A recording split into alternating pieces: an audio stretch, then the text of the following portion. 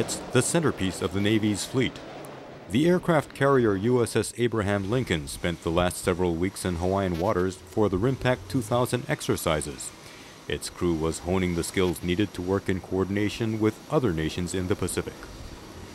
It takes $1 million a day to run each of these nuclear-powered vessels. With 5,000 crew members aboard to run and maintain more than 70 aircraft, the logistics required to fuel and supply these ships are the equivalent of running a small city. But aside from the sophisticated electronics, the high-powered attack aircraft, long-range missiles, and smart bombs, there's one thing this ship simply couldn't operate without. And that's dinner. Food Service Officer Bob Struckman says that feeding a large ship means having an equally large grocery bill. When we were in Pearl Harbor, we loaded about $1 million worth of food, which came to about 500 pallets. At present, we have about $2 million worth of food on board the ship.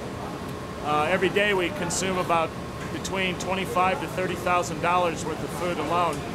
To feed the crew, we feed like 21 hours out of a 24-hour day. So there's food always available to the crew.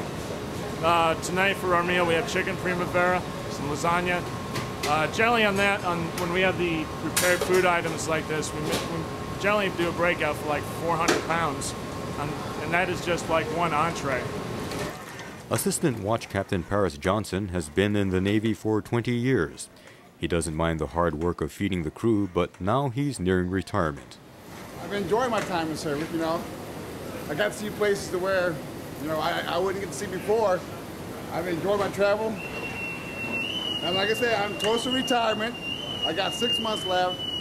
And I want to now settle back and start enjoying my family life with my kids.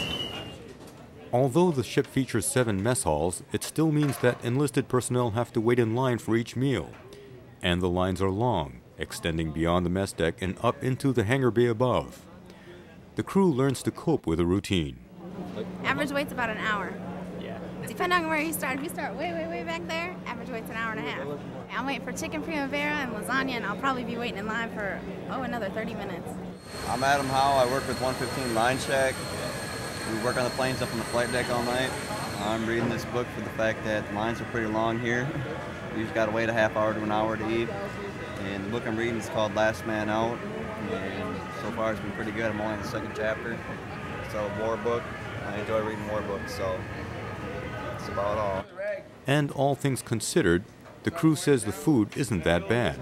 Sometimes it's good, sometimes it's not really worth waiting for, but for the most part it's good. Well, the food's great. I mean, it's worth eating. It's pretty good. The line's pretty long, but it's pretty good. Oh yeah, I've been in his. Napoleon once said that an army travels on its stomach. Even in this day of modern warfare, so does the Navy. This is Dean Sensui reporting for Starbulletin.com.